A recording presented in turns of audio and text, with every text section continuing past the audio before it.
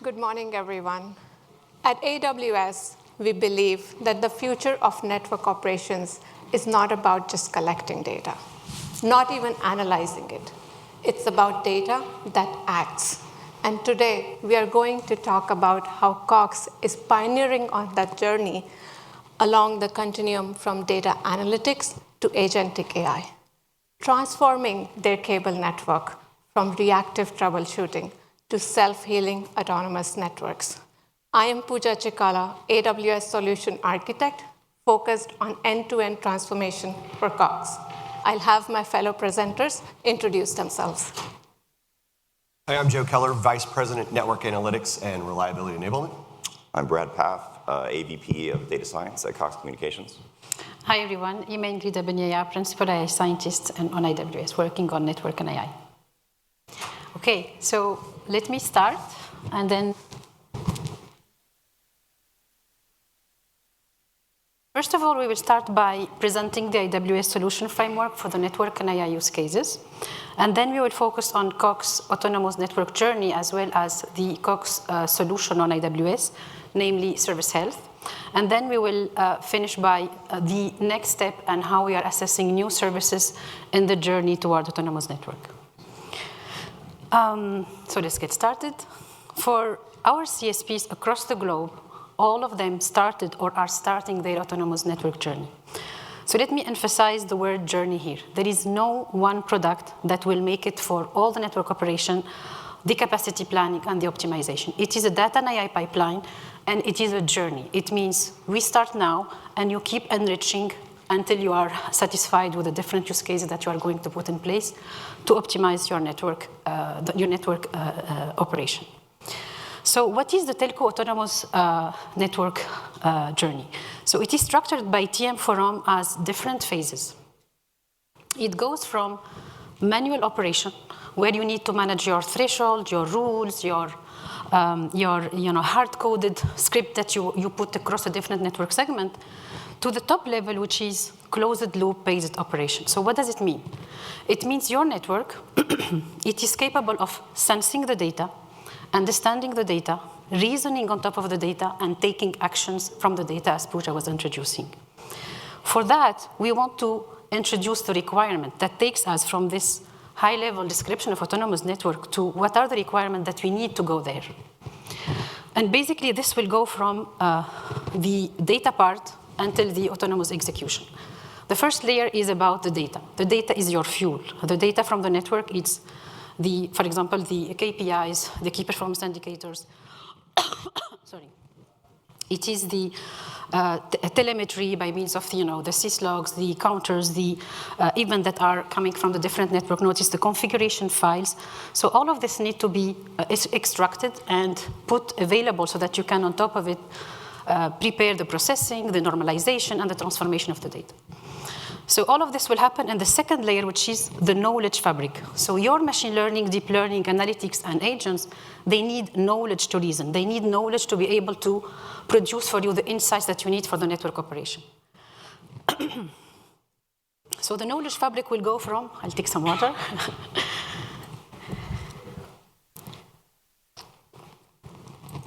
The knowledge fabric will go from the transformation of your counters, the raw counter in 2-time series, that it's a tabular format that from which you can have forecasting, you can have anomaly detection, or you can have, deviation detection when you are monitoring your network. It goes also to the capturing of the dependencies between the different network nodes and their changes over the time. So this is useful for change management, useful for the root cause analysis, useful for the service impact assessment and different use cases. It is also about having the embeddings, and the embeddings by means of the service level agreement documentation, the MOP from the different vendors documentation, the description of the alarm, the description of your equation for the KPIs, and any documentation that are relevant for the network domain. So once you cover the knowledge fabric, then the fun part will start. And the fun part is where you are going to enrich with intelligence, and it goes from the simple analytics layer to the machine learning and deep learning, as well as to the FM foundation models. And what I love in Cox's approach is that they really work their data foundation very well, in a sense that they have the right intelligence for the right data format. And now with Agentic AI part, they are capable of having the right agent because all the data foundation is available in terms of special information and temporal information that they are leveraging from the network. So for those, from the telco autonomous journey to the requirement, what are we offering as AWS in terms of services? How we are enabling our customers to go into that journey of autonomous network? So first of all, the first layer was about the execution, about the agentic part. And for the agent, first of all, you need to create the agent. And to create the agent, you need framework. Here is Trans Agent. It's an open source framework that you can use to create the agent, to create the interaction between the agent, to enable the different communication between the agent. And the second part is about the life cycle. So an agent is a piece of software that needs to be updated, governed, and observed, and this is all through the agent core, and Wuja will touch base on that in the last part of the presentation. Here I will leverage a sentence that our VP, Byron Cook, mentioned about the automated reasoning. We don't want the foundation model to be creative for the network here. Especially in our domain, we want the LLM to be exact, accurate, and generate for us the right configuration, or generate for us the right troubleshooting that we will be executing in the network. And this is all through our automated reasoning framework that is part of Bedrock today. The last part is just to mention that the agent core, it's for any model and any framework, so we are open. You are capable to use open source framework or any custom model that you have, and then you can leverage agent core for the observability and the maintenance of your agent. The next part is about the purpose-built databases. As I said, the data is the fuel, and the agent or the machine learning, deep learning, they all would need the data to be able to build the insights for you. So the first part for the S3 vector, this is one of the most common use cases in the network domain. You have a lot of documentation and you want to go for like the agentic RAG architecture at scale. And S3 vector is proved to be cost effective and can enable you to extract the information from this documentation from the network. The graph part, and when I say graph, I don't mean GraphDB. I meant graph techniques. And graph techniques are very suitable for the network today because the network, by definition, is a graph, and you want to capture the dependencies in between. So there is a huge change, from I would say, the legacy graph databases to the loosely coupled techniques of graph that we have on AWS. We have the Neptune for the graph storage databases, like for the persistent workload. We have the graph analytics where you can run different graph algorithms to have like statistics on graph, to have, for example, the most important node, to have what are the most, let's say, shortest path from a node to another, and you can leverage this for different network operation tasks. And we have the graph deep learning framework. It's an open source framework that you can use for forecasting, for anomaly detection, and for different deep learning on the network data. So this will take us to the 3 types of intelligence, and this is also in Cox's approach, and Joe and Brad will mention it later on. They have the different layer of intelligence. So the analytics part, which is the statistics on your data, it's very important. The aggregation of your data, it's very important. You cannot skip the analytics part and go to the agentic part. So here we offer different tools for the intelligence part, from SageMaker for the deep learning and machine learning in general, as well as the graph analytics in the database, in the analytics engine, as well as built-in algorithm that you can find already in SageMaker. Last part that it was announced this week about the customization. So as you know, the network is a domain where you have different I would say, vocabulary that is specific to the network. And for that, the trend that we are seeing now to scale and to be able to capture the majority of the information that you have in the data, the customization of the LLMs are very important in the network domain. And here we just announced it this week, several techniques for customization that will enable you to specialize the model in an easier way, and then you can have at scale different small model instead of large model for all the tasks that you are doing for the network. Okay, so this is to insist on the graph part, because this is also in the Cox approach one of the most important piece that we've used, and around this, of course, all the other techniques of intelligence that are federated with it. So we are using, different services to be able to build this journey toward the autonomous network. And those databases, the first layer is the database layer. Again, it's about the data. And as I was explaining, it goes from your embedding to your topology to your, the event that you are collecting from the network. And then you have different tools for the intelligence part, from the SageMaker as a framework, Bedrock as a framework for the FM and LLM, and the Neptune Analytics for the analytics part, and then the rest as I was explaining. And the execution autonomous layer, as I was explaining, it's all about the agentic that will go and grab the insights from those different layers. So what we were doing across the different customers, from cable network to mobile network, and this goes to the radio access network, transport, and backbone, different use cases were coming up all the time from different customers. I will not go through all of them, but I want to mention that we have 3 big categories.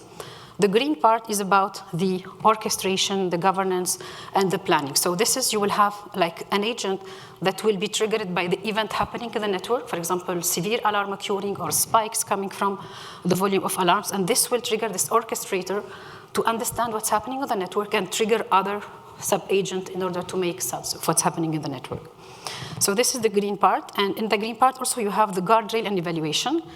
This means that you have an agent that will make sure that you are triggering the right agent, that this agent has the right to access this data and has the right to share this to the users that are requiring this for the troubleshooting. So this is all to secure your data and make sure that you have the right agent with the right authorization to access to your sources of information. The pink part is where the subject matter expertise about the different use cases. So the observability on demand, it's all about you talk to the network, extract the information. It can be troubleshooting, it can be for recommendation, it can be for assessing the health of the network. So it is for what if scenario where you connect to the performance management data, to the alarm data, to the topology data, and to the embedding, and then combine everything for different purposes. The proactive manner is where your LLM is triggered by events happening in the network and sharing to you the reporting, so you don't need to ask questions. It's the network talking to you and giving you the event analysis, the event prioritization, as well as recommendation of what to do.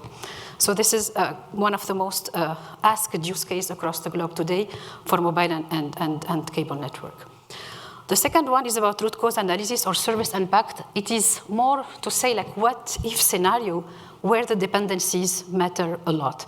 Dependencies means change management, service impact. I have a failure and I want to know what was impacted in the network, or I have a problem in the RAN, but I see impact across the different network segments, how I can capture all this dependency.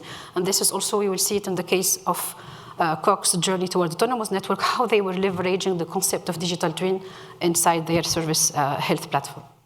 The other use case, I will not go there, but it's more to go to the closed loop configuration generation and actuation of the network. This is more to say how we can recover from the problem in the network, not only recommending what to do, but also restarting, for example, I don't know, for example, it could be the network node, the base station, or it could be reconfigure the capacity for the different network node in order to absorb, for example, a congestion that was happening in the network.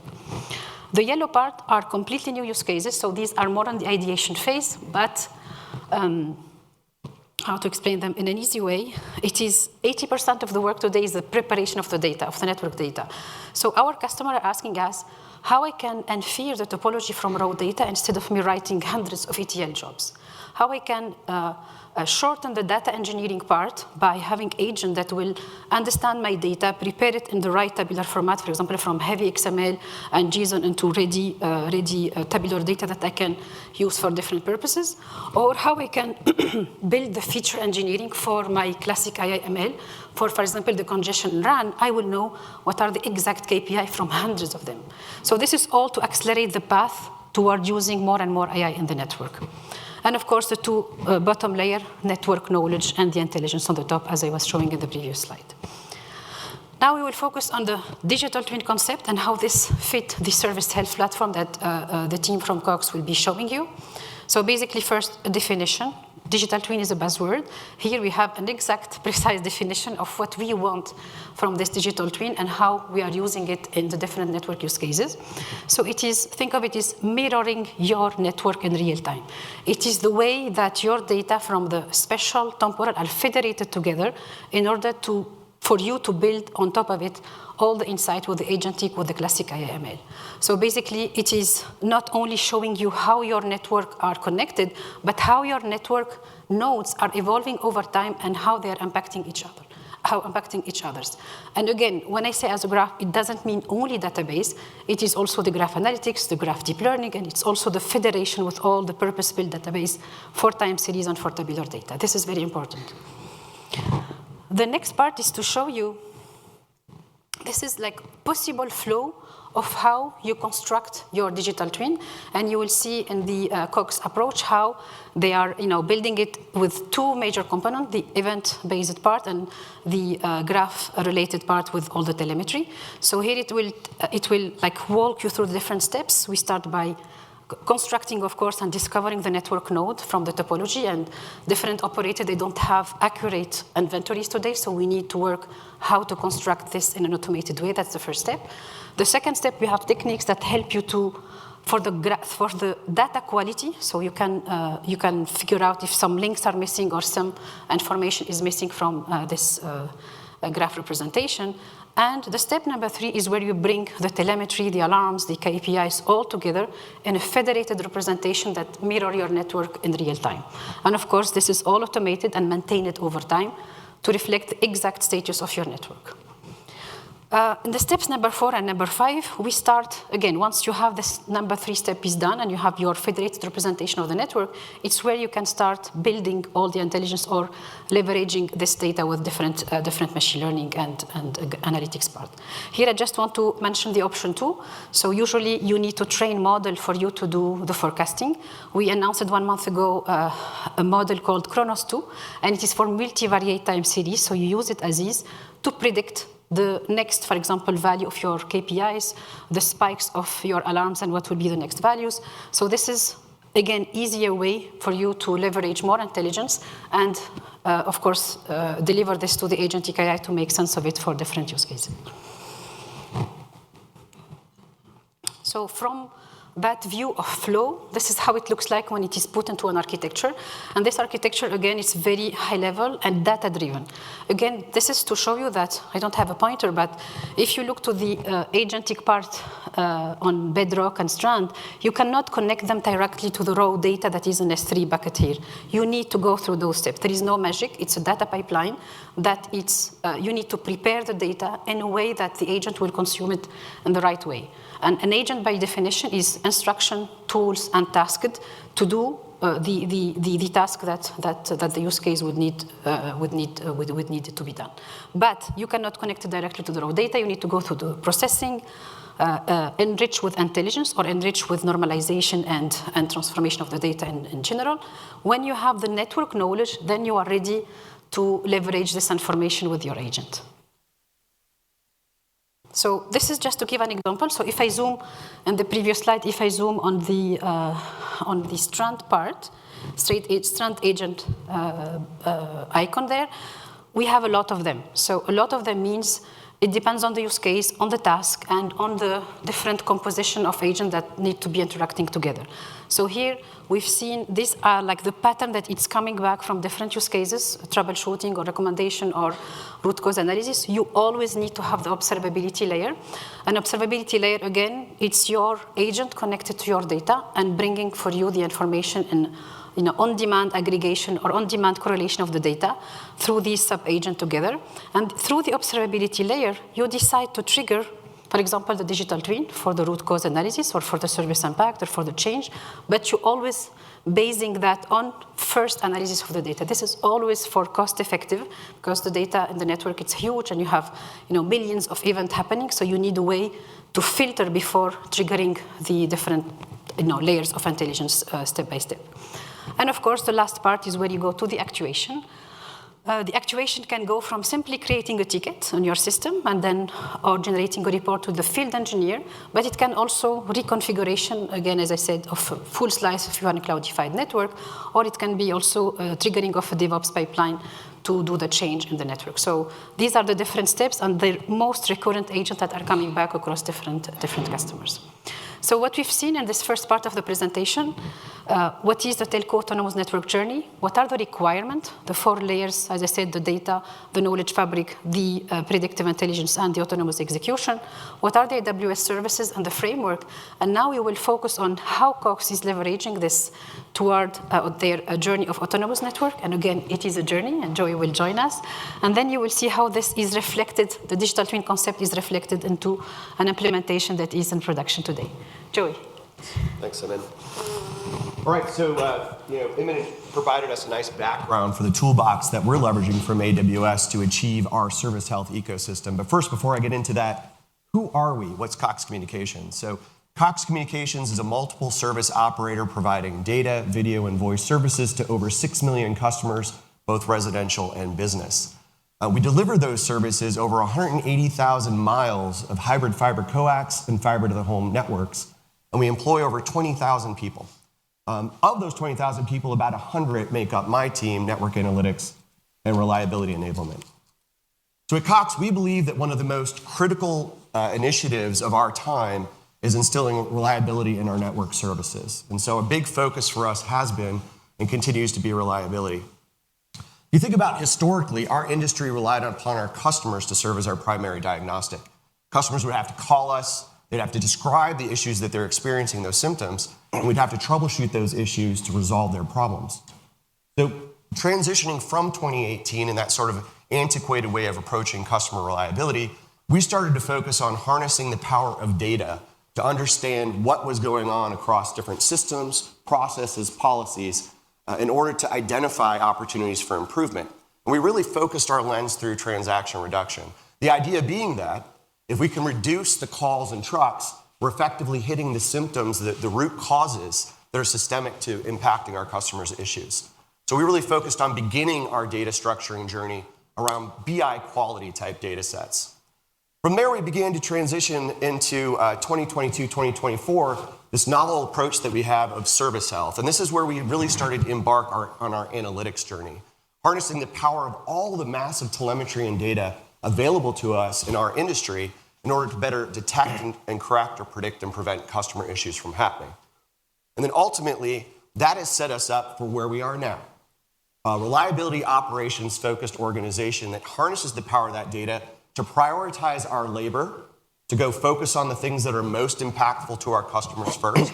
We have about 800 technicians serving over 40,000 nodes. Think of a node as sort of a neighborhood with about 200 customers on a node. We have to be able to effectively prioritize that labor in order to ensure that we're maintaining reliability for our customers. So prioritizing that labor is a big part of the equation, and also being able to isolate points of interest in that network, leveraging what Emin referred to as sort of the geospatial components, the topology, coupled with the time series-based telemetry. So we'll talk about that a little bit more in a minute. And that has set us up for this really, really awesome time that we're in now. This novel time where we have this concept of agentic AI. And because we ate our vegetables, as I like to say, because we built the data sets, we started establishing traditional analytics applications, we can now harness the power of agentic AI to scale operationally ways that humans would never be able to do. So this is sort of our service health ecosystem, the high-level capabilities that we've instilled over the course of 2022 to present, building through that data structuring journey. Really 3 domains to think of here. Network health, which is everything north of the head end. You think of a head end as sort of where all the signals come together, reach out to the public internet, access the fiber backbone. We have node health, which is everything from the cable modem termination server downstream into the neighborhoods, those 40,000 nodes I mentioned, 40,000 neighborhoods with 200 or so customers per node. And then you've got the premise, everything from the tap to the home. Now, service health is plumbed into all of our operational platforms. This is not an offline sort of analytics function. These are analytics applications built by data scientist developers integrated to the platforms that service our customers for self-service troubleshooting, up to and including rolling a truck to their home, that power all of our agent desktops for troubleshooting, and that also enable us to prioritize labor and ensure that we've got the right technicians going to the right place for the right time. Starting with the left with network health, we're leveraging all of the probe data that we've collected through SNMP traps to aggregate and correlate to the topology that we have for our backbone, for everything that's north of the head end. This is probably our most nascent form of the domains that we're talking about here. We're just starting to embark on this journey. We should see a lot of that materialize over the course of 2026. Middle section, very mature, node health. This is where we leverage all the geospatial information relative to a node, line extenders, amplifiers, all the cascades that happen in an HFC network, coupled with time series-based telemetry, and that would be all of your pole-based data from CPE, or customer premise equipment, set-top boxes, cable modems, as well as all the information that we have for real-time streaming, online, offline traps. This is when a device loses its connectivity to the CMTS, to the head end. It fires off a trap that allows us to determine that that device is offline.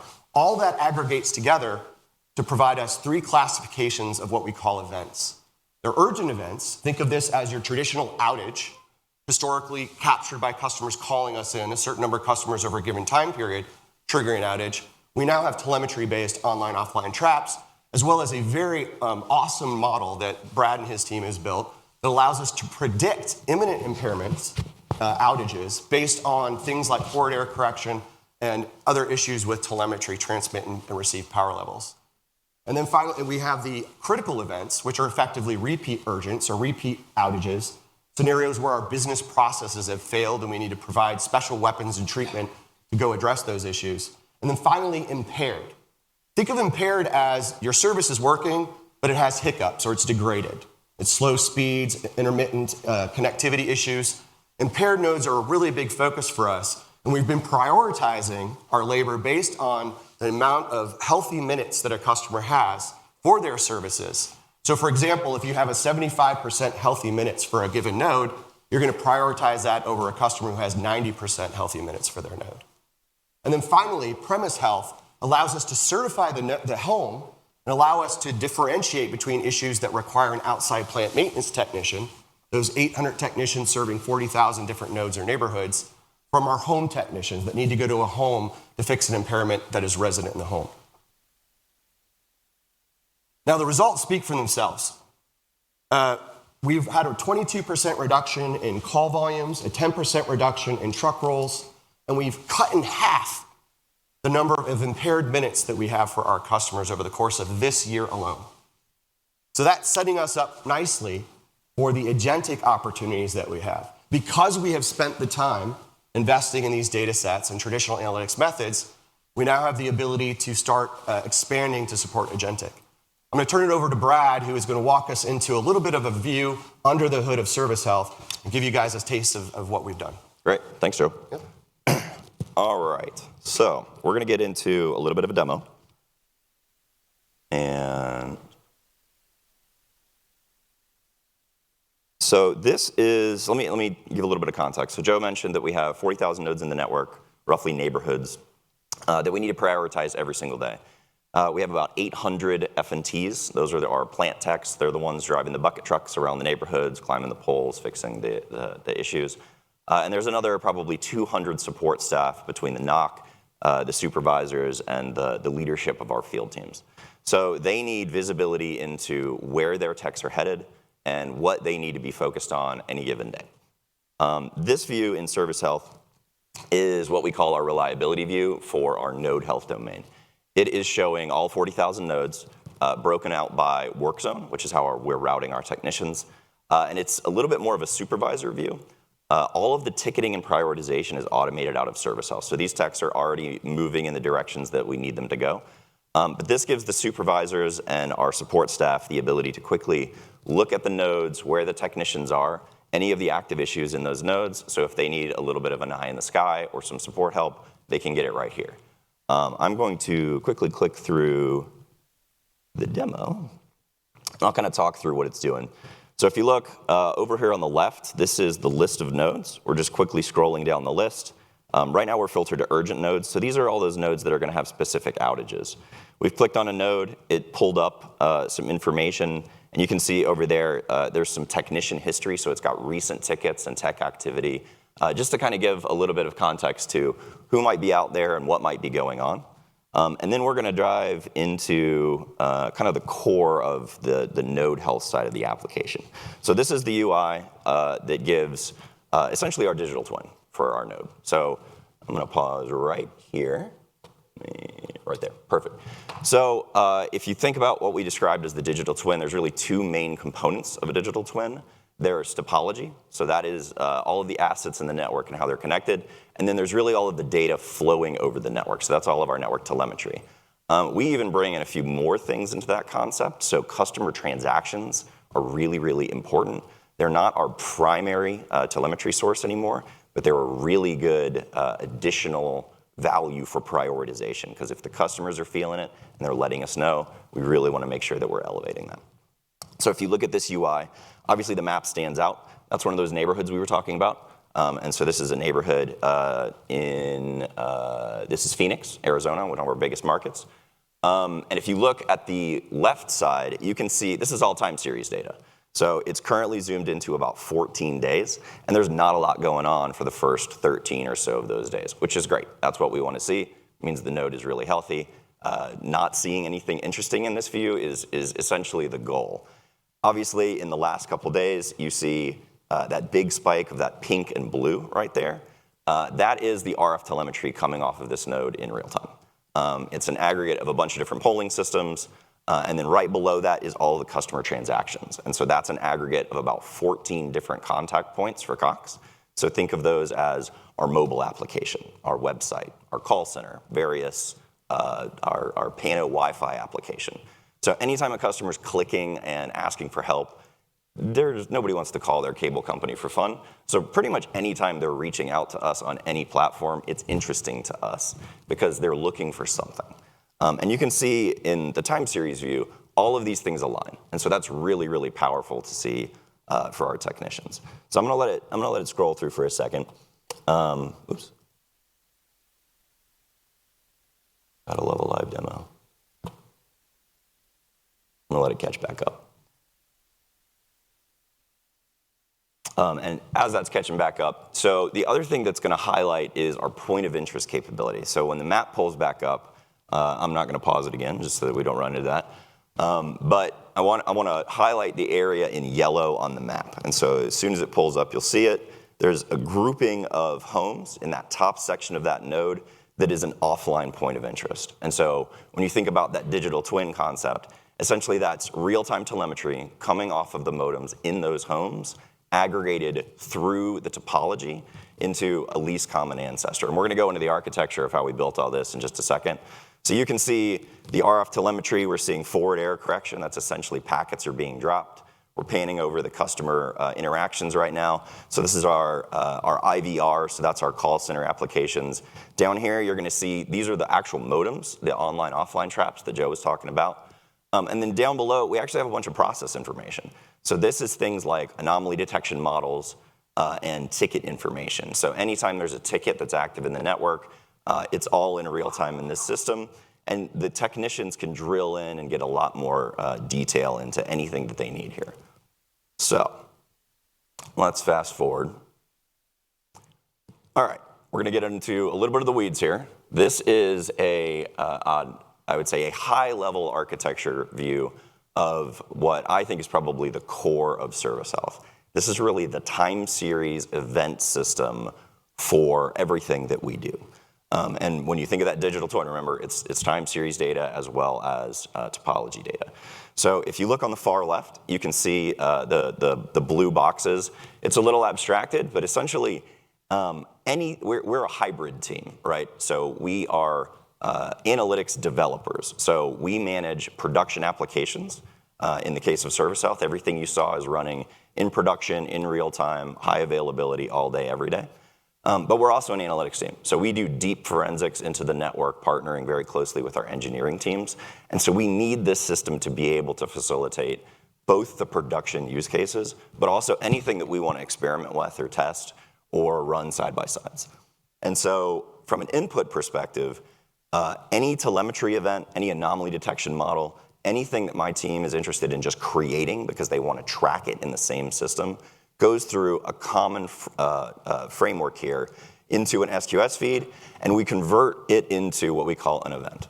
And an event in this case is essentially a pattern of interest with a start time and an end time and some aggregation of topology, and that's a key. So if you look down at the bottom, you can see where we have that digital twin. I'm gonna call out Amazon Neptune. We'll dig into there in just a little bit. But essentially any event we create, let's say we have an anomaly detection model for a node. We will create the model, we'll send it through this system.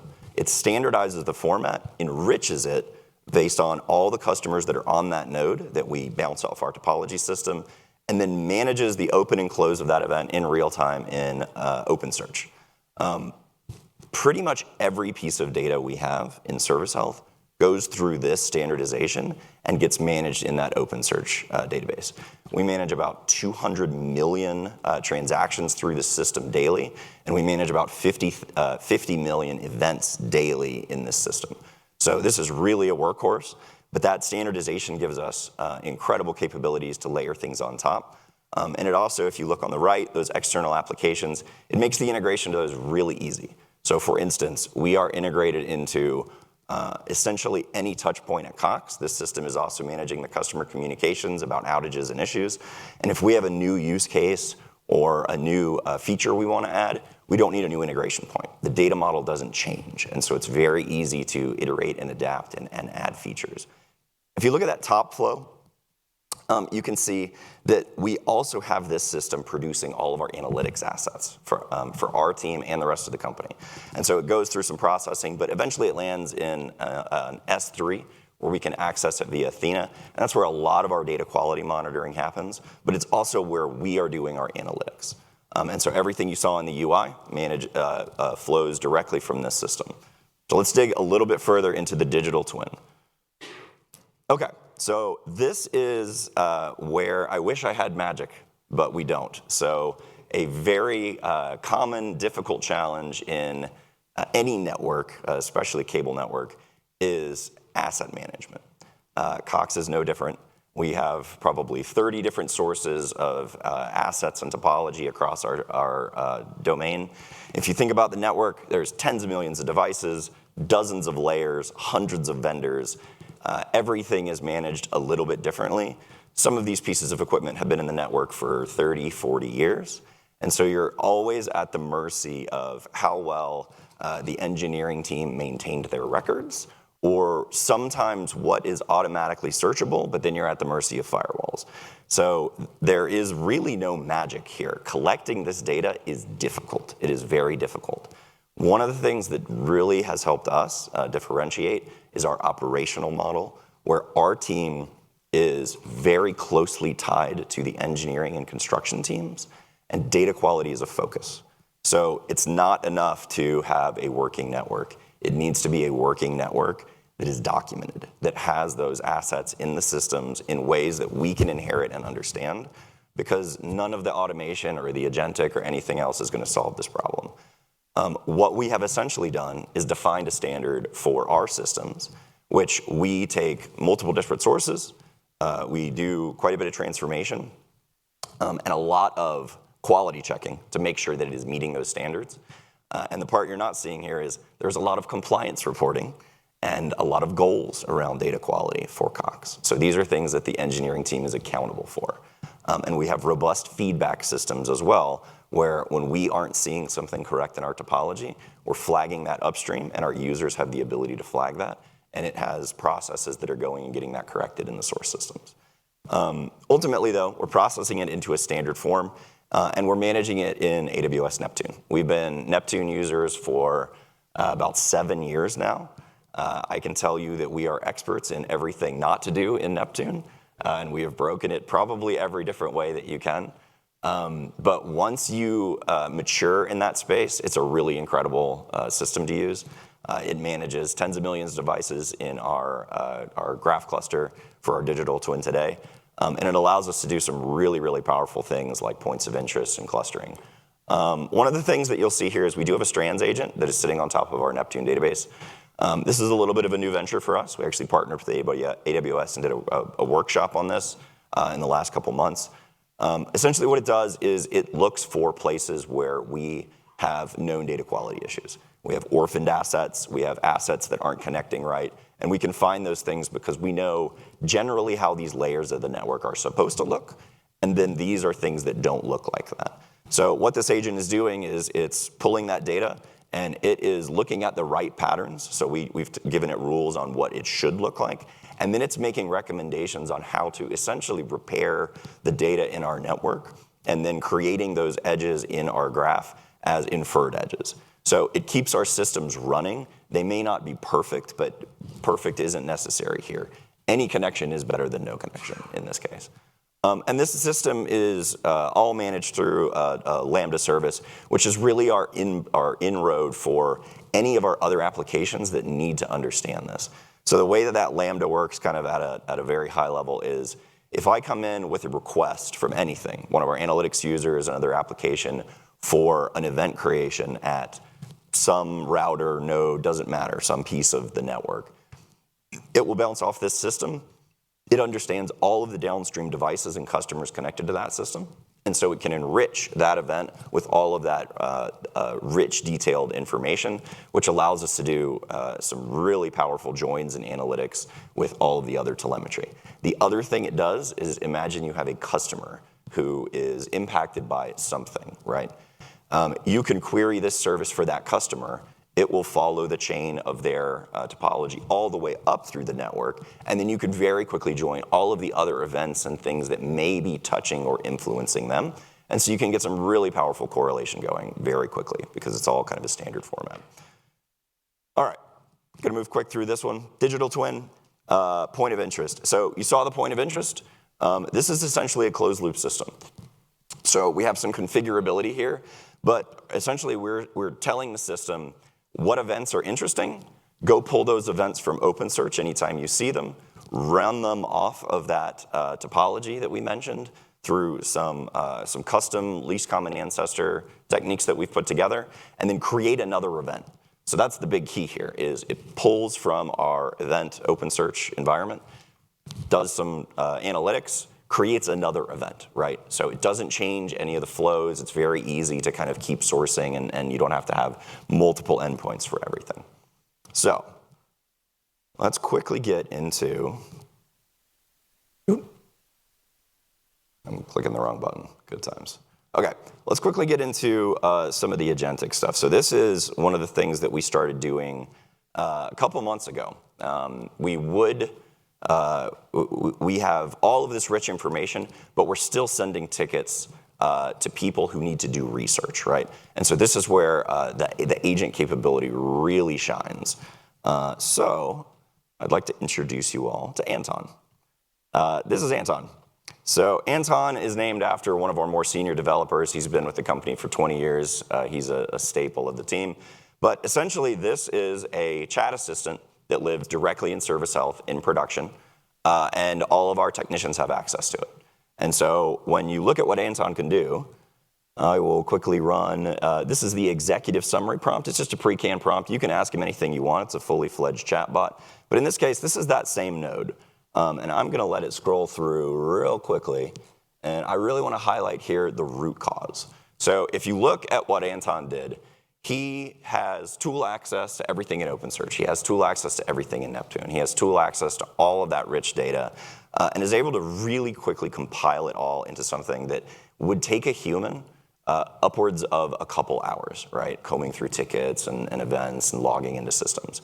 Specifically that root cause there. So the root cause of this, faulty customer drop at an element right there was introducing significant upstream noise into the network. The issue was initially resolved with a multi-branch connector, which a temporary service interruption to the rest of the node. So that is super powerful, right?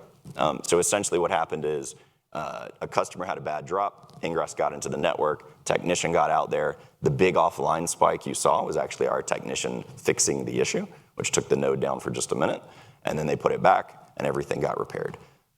This is kind of the beginnings of our AI capability. So let's quickly show you how we did it. Okay, HLD for this is relatively straightforward. Some of you are probably looking at this and saying, well, I don't see Agent Core. That's true. We started our agentic journey about a month and a half before Agent Core was announced. And so one of our philosophies is we need to get things out. So we locked our architecture and said we're going to go to prod as is, and we're going to build our own thing. We're currently looking at Agent Core and are likely to convert here in the next quarter. But the way we did it is we have a routing lambda, which manages all of our agents. And then we essentially have SQS backlogs, where we send all of the input token requests into a backlog for whatever agent it is. The agent scales out and chews through them as necessary, sends it back through another SQS, same to that same routing lambda. So that routing lambda acts as essentially an asynchronous API for anybody that's requesting it. Could be another agent, it could be the front end of our service health application, could be a user in SageMaker. We also have OpenSearch down there as a vector store for caching. And then we are using, obviously, Strands and Bedrock is our kind of core component. And then we have a common tool set off of all the architecture that I just mentioned that's accessible by all of our agents. So that's a lot. You're going to hear a little bit more about Agent Core. So Pooja, the floor is yours. That was insightful.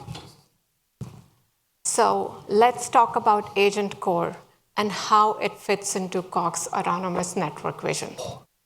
Right? Today, as Brad pointed out, there are agents that are deployed using Strands, and they're running on Amazon EKS.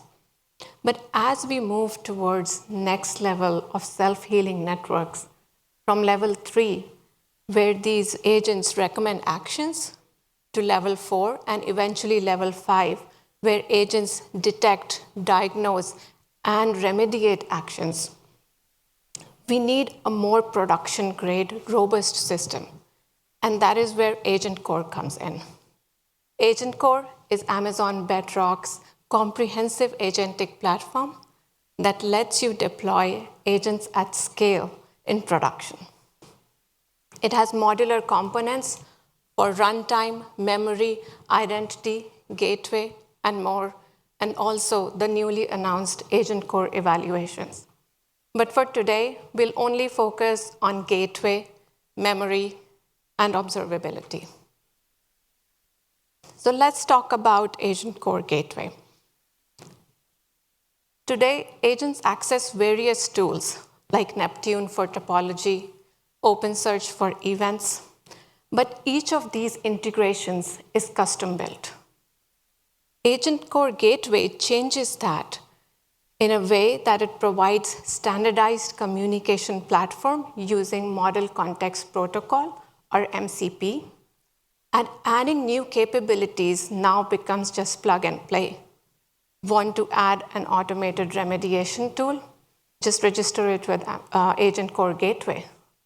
Want to add self-healing smart amplifier workflow? Same thing, register and go.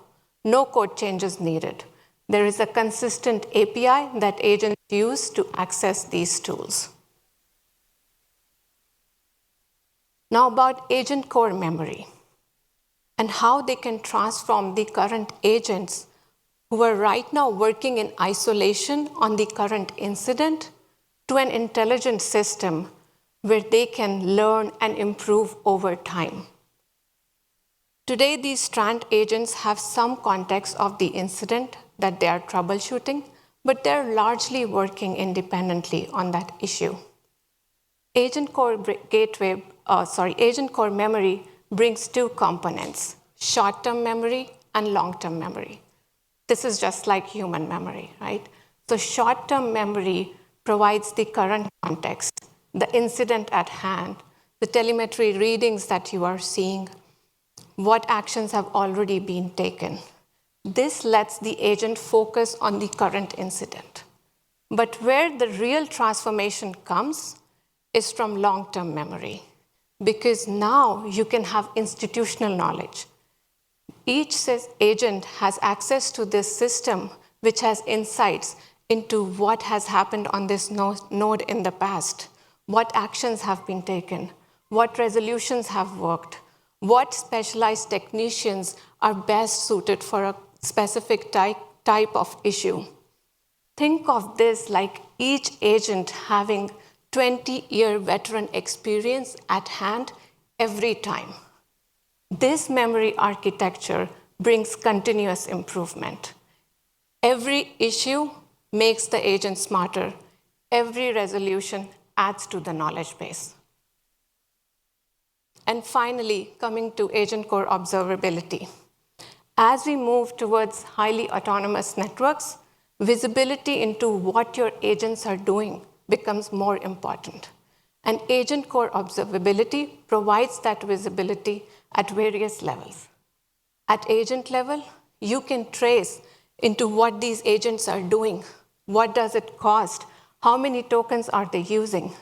And with that, you can optimize your performance and you can control the costs. At workflow level, you can trace how your supervisor agent is calling these specialized agents and what is their reasoning process, what tools are they invoking. And then you can correlate this with business outcomes, like what is my custom impact metrics, how many truck roll reductions, what is my service reliability improvement. This lets you tie directly into business impact. With observability, you can prove that agents are making the right decisions, identify when your agents need better tools or training, and link that to business impact and showcase value to business stakeholders. So now we have talked about how Agent Core can take us on the journey to the next level of self-healing autonomous networks.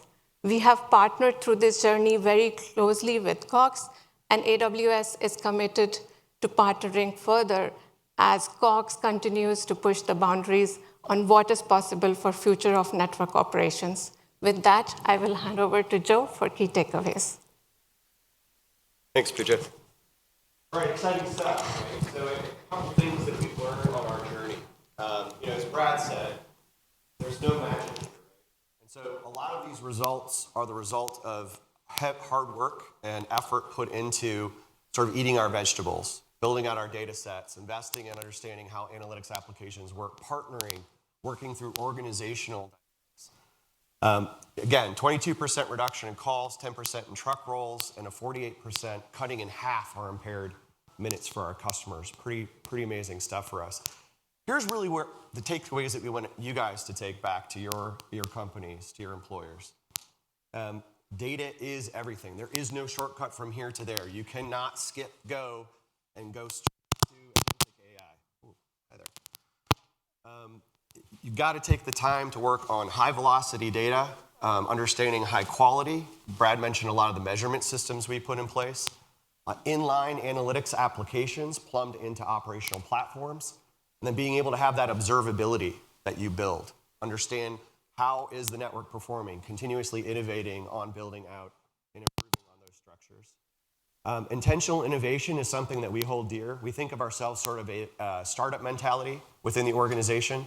Again, breaking barriers, having sort of a one-team mentality with our engineering partners, our outside plant maintenance teams, our home technicians, our network operations technicians, and our engineering teams. As I was saying, intentional innovation, data scientists, developers, side by side, shoulder by shoulder with engineering experts, outside plant maintenance experts. And really the power of our unifying goal. I mentioned what we believe to be the most important challenge of our time, reliability. All of our teams are monitoring our reliability dashboards daily. Once a week, we sit down across those organizations, we evaluate how the network's performing, and we start identifying opportunities for improvement, trying out and trialing new things with engineering, new novel approaches to things like OFDMA or OFDM, and taking a look at what we can do better and different. And then finally, adopt and go. Brad mentioned it. Agent Core wasn't ready when we needed to get going. So we made a decision, we moved forward, and we started forging new territory, new ground.